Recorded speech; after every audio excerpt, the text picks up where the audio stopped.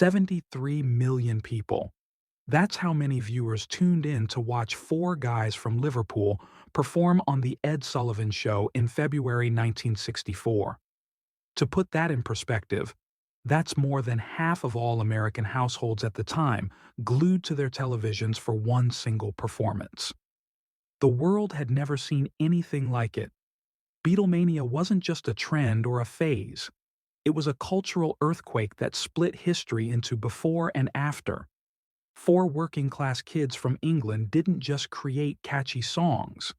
They fundamentally rewrote the rules of music, fashion, youth culture, and society itself.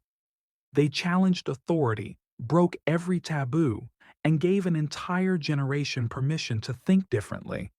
But their story isn't just about screaming fans and chart-topping hits. It's about controversy, conspiracy, tragedy, an influence so massive that we're still living in the world they created. The Beatles didn't just change music, they changed everything, and what they left behind is far more complex than most people realize. When the Beatles stepped off Pan Am Flight 101 at JFK Airport on February 7, 1964, America was still drowning in grief. President Kennedy had been assassinated just 11 weeks earlier, and the nation was desperate for something, anything, to lift the darkness. What happened next was nothing short of a cultural revolution. 4,000 screaming fans mobbed the airport. Their press conference became legendary, with the band's quick wit and charm disarming skeptical American journalists who expected nothing from British rock and rollers. But it was that Ed Sullivan performance 2 days later that detonated the explosion.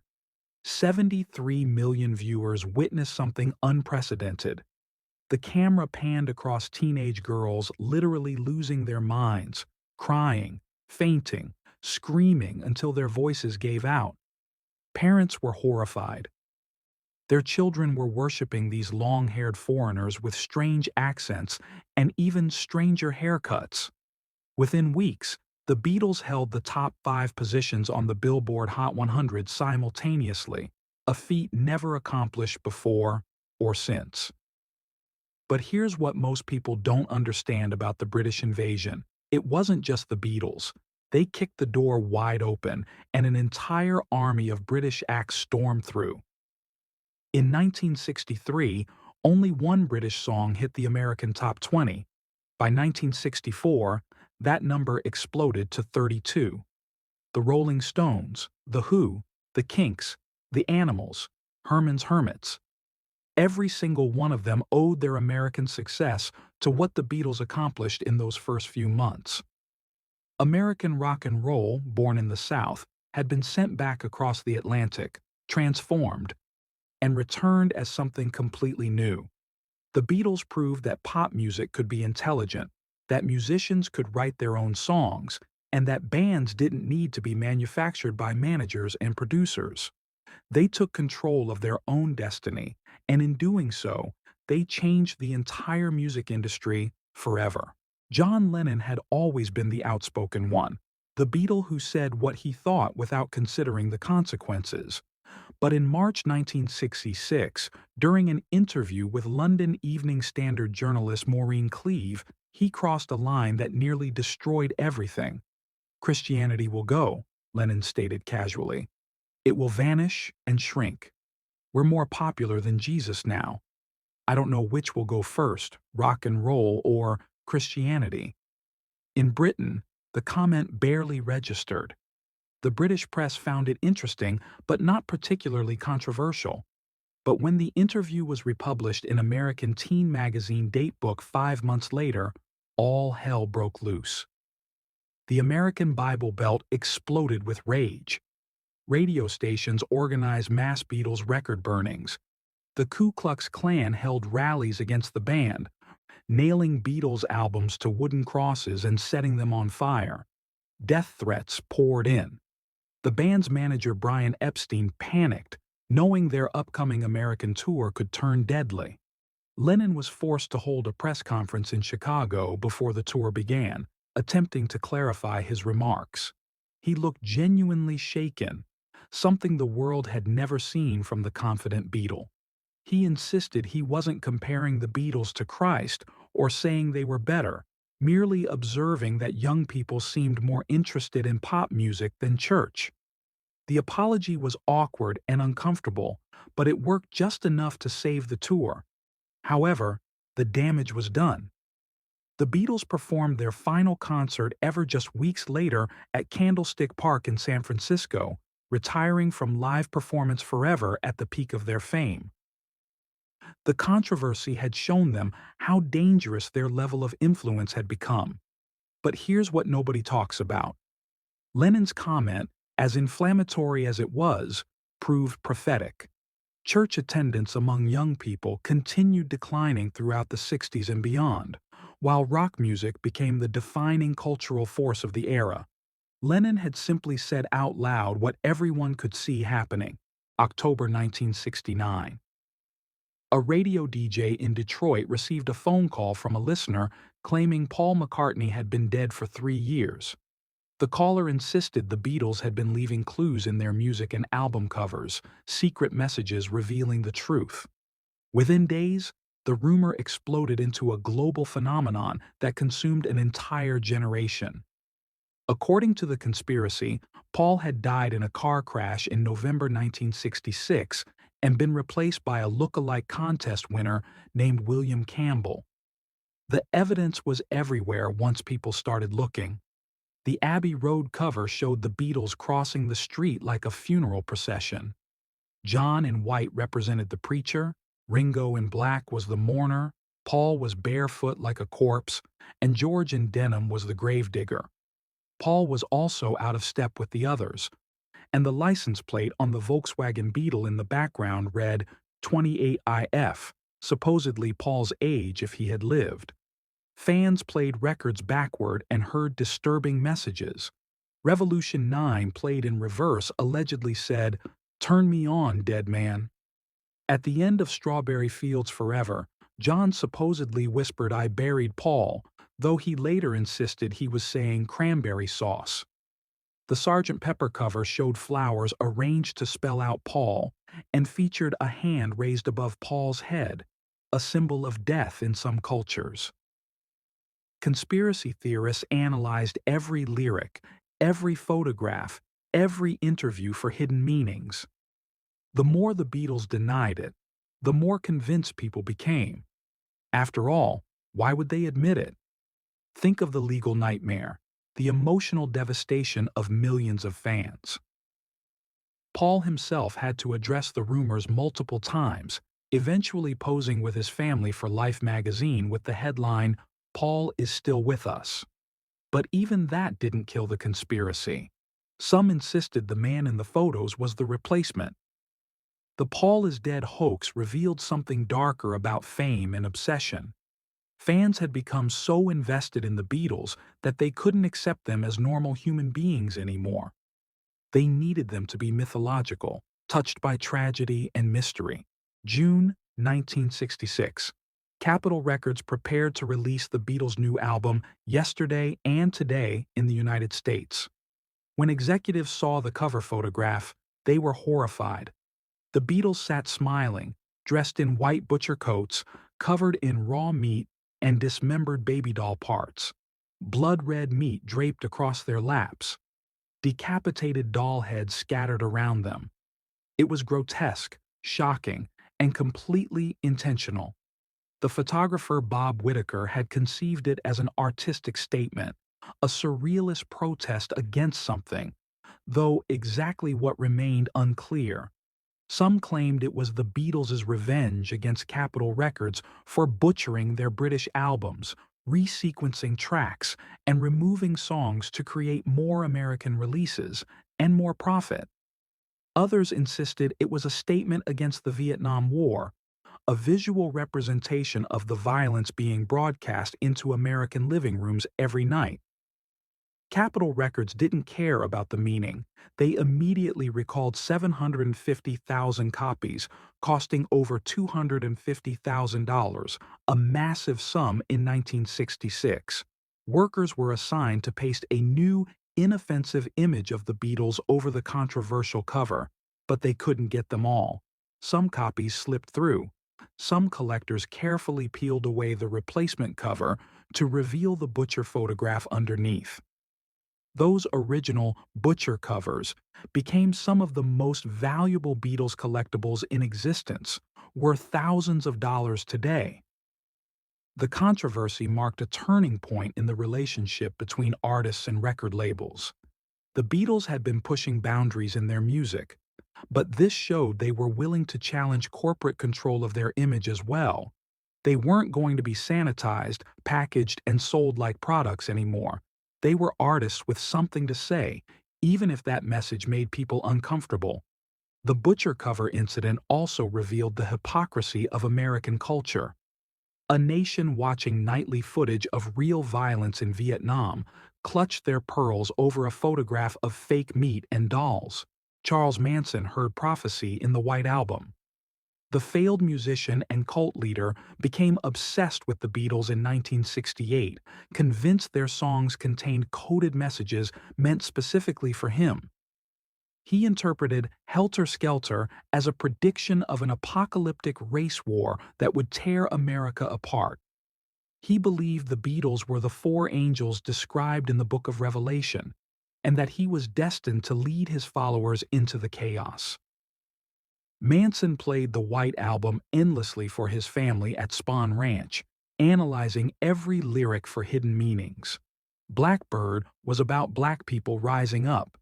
Piggies referred to the establishment that needed to be destroyed. Revolution 9 contained the sounds of the coming war.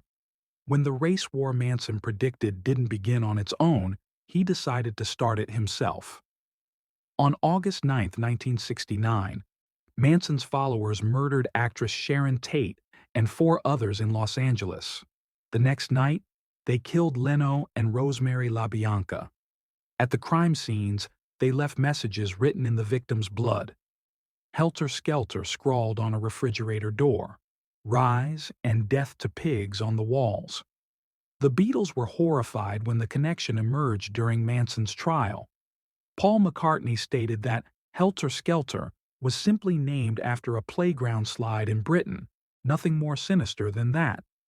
But the damage to their legacy was done. Their music, created with messages of peace and love, had been twisted into justification for brutal murder. The Manson connection haunted the Beatles for decades, a dark reminder that influence over millions of people comes with terrifying responsibility. Critics used it as evidence that rock music corrupted youth, that the counterculture movement had gone too far. But here's the uncomfortable truth. The Beatles didn't make Charles Manson a killer. His madness existed long before he heard their music. But their cultural dominance meant their art could be weaponized by someone determined to find meaning where none existed. Walk into any recording studio today, and you're walking into a world the Beatles invented. Before them, albums were just collections of singles with filler tracks. Artists showed up, performed their songs live in the studio, and went home. The Beatles looked at the studio itself as an instrument, a place to experiment and create sounds that could never be replicated on stage. George Martin, their producer, was the fifth Beatle for good reason. Together, they pioneered techniques that became standard practice. Varispeeding, where you slow down or speed up tape to change pitch.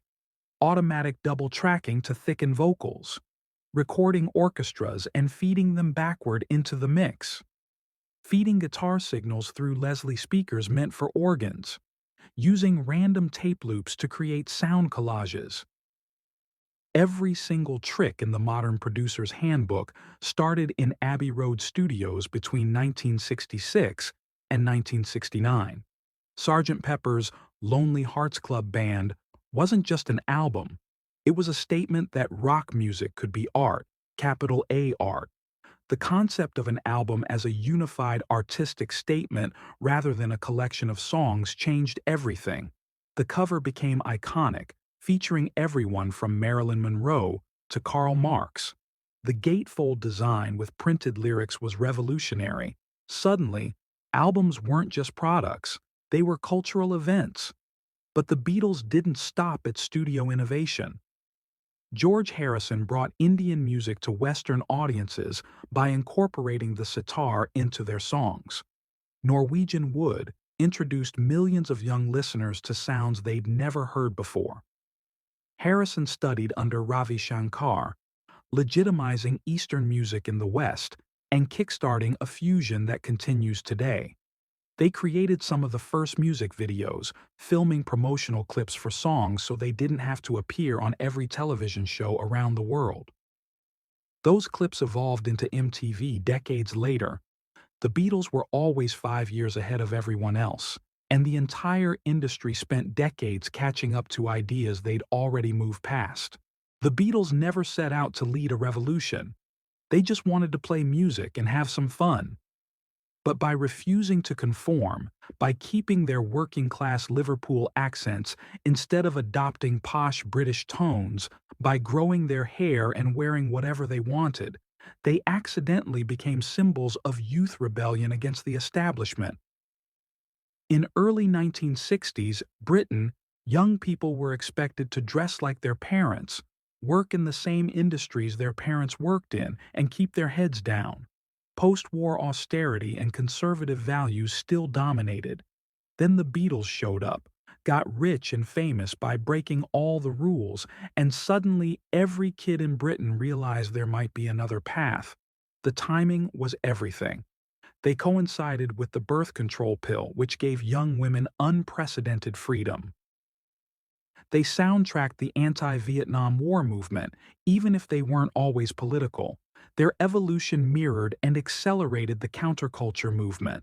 As they experimented with drugs, so did millions of their fans. George Harrison and John Lennon both got busted for cannabis possession, making them outlaws in the eyes of the law but heroes to young people who saw drug laws as oppressive. Their trip to India to study meditation with Maharishi Mahesh Yogi introduced Eastern spirituality to Western youth culture. Suddenly, exploring consciousness and rejecting materialism became cool. The Beatles made it okay to question everything your parents believed, but their influence went beyond culture. They changed economics. Young people suddenly had purchasing power, and corporations realized they needed to market to youth as a separate demographic. Fashion changed overnight to accommodate what young people wanted to wear. The suits and ties their fathers wore gave way to colorful, expressive clothing. Even language changed. American kids started using British slang, and British phrases entered the global vocabulary. The Beatles created the template for youth culture as something separate from adult culture, a divide that still exists today. The Beatles broke up in 1970, and you'd think that would be the end of their influence. But here we are, over 50 years later, and they're still everywhere. Their music generates billions in revenue annually. New documentaries appear every few years, revealing more details about their relationships and creative process. Artists across every genre still cite them as primary influences. But what did they actually change? Everything. They proved that pop music could be taken seriously as art. They showed that musicians could control their own creative destiny instead of being puppets for managers and labels.